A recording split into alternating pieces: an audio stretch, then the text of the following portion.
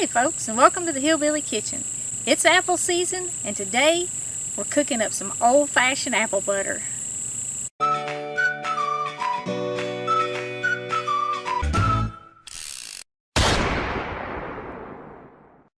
Well, God has blessed us with like 4 apple trees in the yard.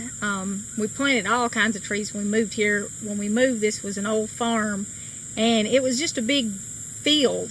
It had been for cows and stuff, and every apple tree I planted grew, and not only that, I planted 2 that were supposed to be crab apples, and they are not. They get these big, beautiful, delicious apples on them. And this year's been kind of a strange year for apple trees, or for apples, because of the weather we have had. We have had a lot of rain and then no rain. And we had some late cold weather, and my golden delicious apples didn't do too good, and the crab apple tree up in the front yard that's not really a crab apple tree, it didn't do so good. But this old wine sap tree here, it is really, really loaded. And even though the weather has been strange and some of the apples are split and stuff, these make some really tasty, rich apple butter. So these trees are completely organic. I don't spray them at all. And so you do have to kind of look at what you pick, and you have to cut them up in some reasonably small pieces. Make sure you've got all the protein out. But like I said, they make some really good apple butter, really good apple pies, good homemade apple sauce.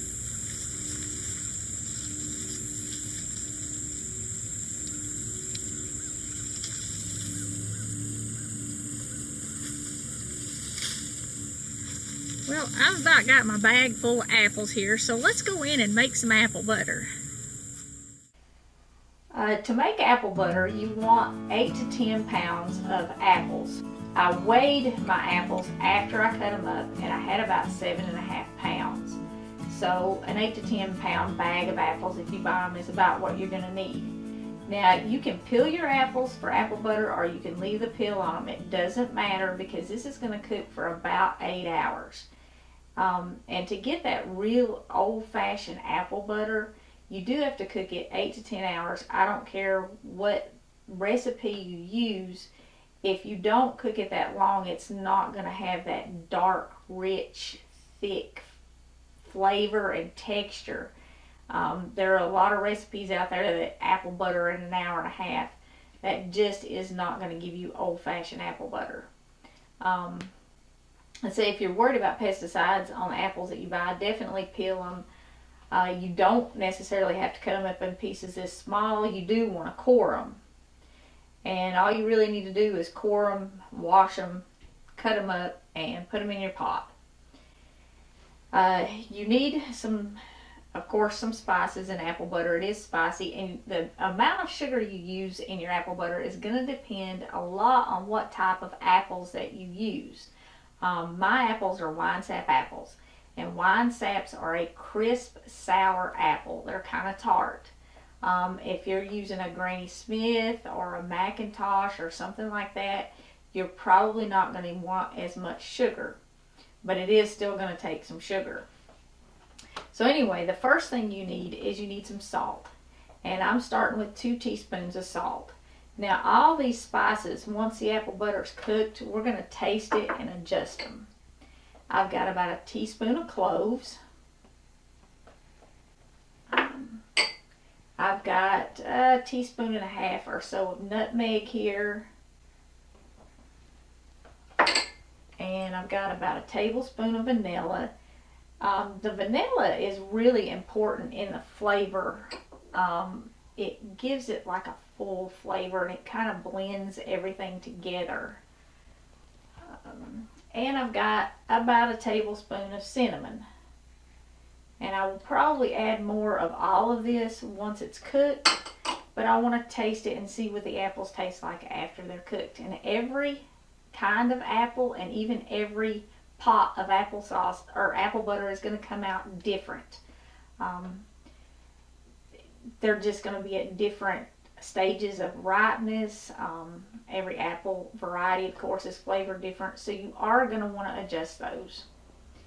I'm starting with about 1 pound of brown sugar, which is about 2 cups, and about 2 cups of granulated sugar.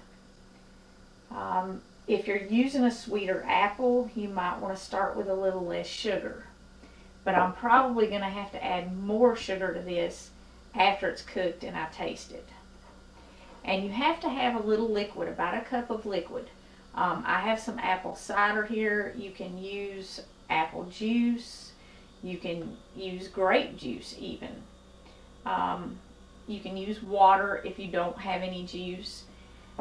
You could use concentrated apple juice if you didn't want to add as much refined sugar. That would add a little sweetness to it without doing the refined sugar. But that's basically it. And you want to cook this for 8 hours. Now you can cook this in a programmable pot like this. You can cook it in a crock pot, just a regular old-fashioned crock pot. You can cook it on the stove. If you cook it on the stove, you're going to have to stir it probably every 30 minutes to an hour to keep it from burning in the bottom. A crock pot, you might want to stir it a few times. It depends on what kind of crock pot you have. You might be able to put it in a crock pot and turn it on and let it cook overnight and then process it in the morning when you get up. This pot, you can definitely put it in, turn it on, and let it cook overnight and then finish it up in the morning. Because I'm going to seal this pot up and I'm not going to touch mine again for 8 hours. But we want to stir this up, kind of mix the spices in it, and this is the only time I'm going to stir this until it's cooked. Now, cooking apple butter used to be like a community project. People would get together at the church or somewhere like that, and they had big kettles. They would build a fire and cook it outside. It would be an all-day thing. The men would all keep wood chopped and keep the fire going, and the women would take turns stirring the apple butter, and everybody would catch up, sit around and talk all day long. They would probably have a potluck dinner there while they were cooking it. And like I said, it was really an all-day thing, and it was a community event. And everybody would take home some apple butter after they were done. It is an all-day job, but with pots like this one and crock pots, you don't necessarily have to spend all day stirring it like you used to have to do. But because we're not stirring it, because we're going to let it sit there and cook, when it gets done, we're going to have some way to mash it up. Now, if you were stirring this for 8 hours, by the time it got done, it would be smooth and creamy. When we get ready to finish it up, we're going to have a mixer or a food processor or something to blend it up and make it smooth.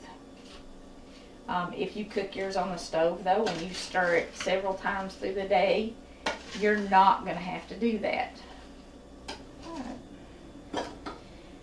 Now, with this kind of a pot, this programmable pot, I have my seal in, I have all my, I've got this set on sealing, because even though I'm going to turn this on slow cooker, and it will build up enough pressure to seal. And that will help my apples cook even. It will hold all of my juice and all of my flavor in, and it will make my apple butter better.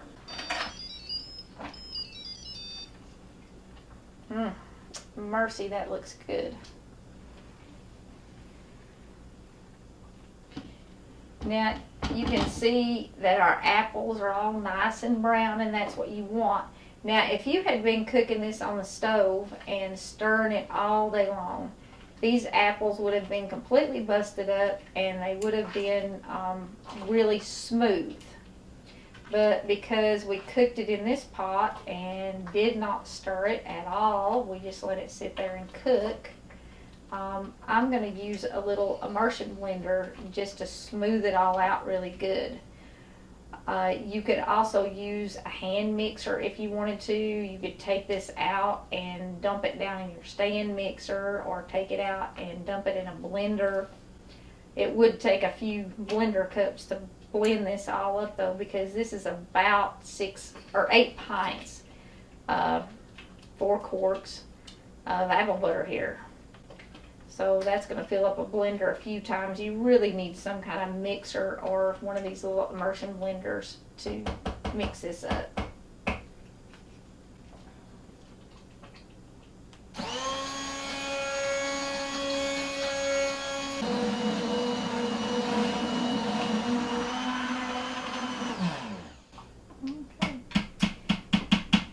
Doesn't take long at all, and that's all there is to mixing it up there.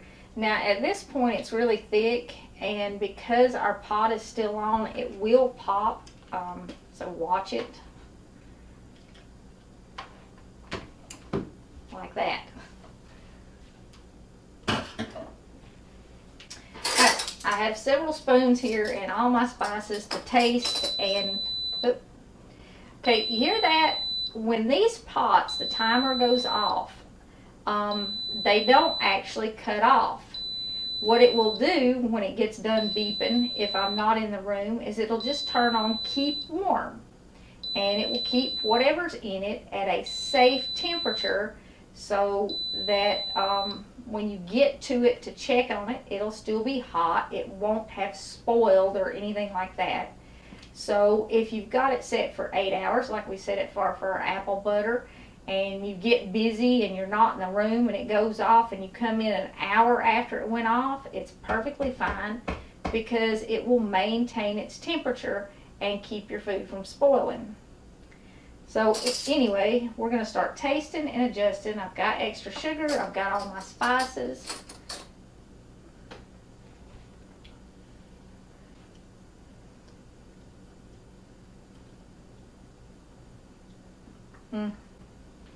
Definitely still very sour.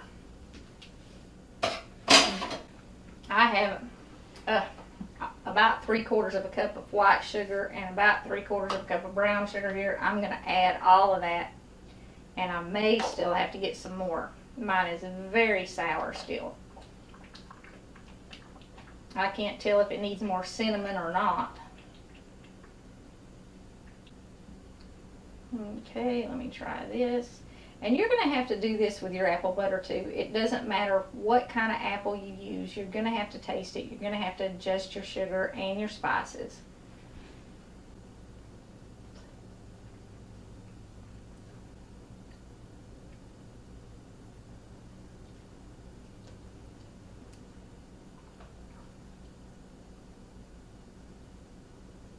It may still need a little bit more sugar, but it definitely needs some more spices. It needs a little more of everything.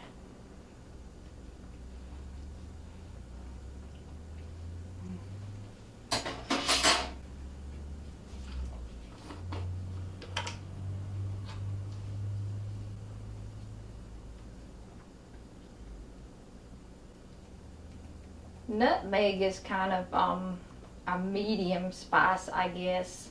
I'm going to put about 3/4 of a teaspoon in there maybe. Cloves are a pretty strong spice, so whenever you're spicing something with cloves, you want to be very careful, because it will change the flavor drastically quickly. That's a little bit too much. I'm only going to add about 1/2 teaspoon of cloves.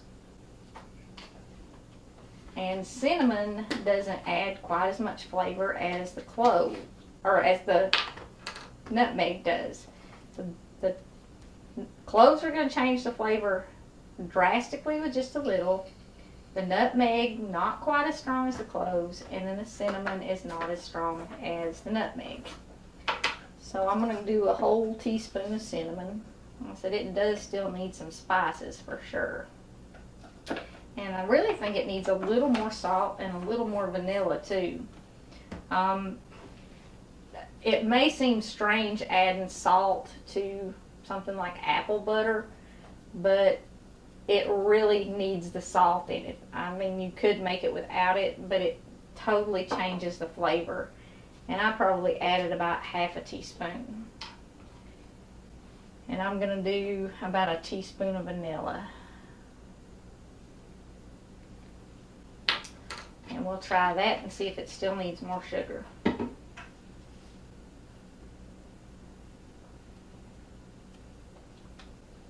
You can see as I'm stirring this up, those apple peels, they have completely disintegrated in this. So you really don't have to peel your apples. You can save yourself that time unless, like I said, you're worried about pesticide on them.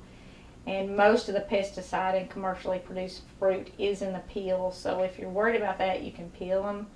But it's not going to change the texture of your apple butter. And I think it actually adds a little to the flavor if you leave it on there. Okay, let's try this.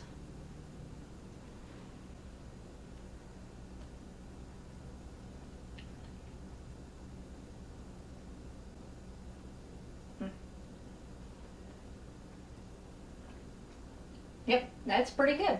I think we got it. I think that's enough sugar in them. And these wine sap apples, they are very, very sour.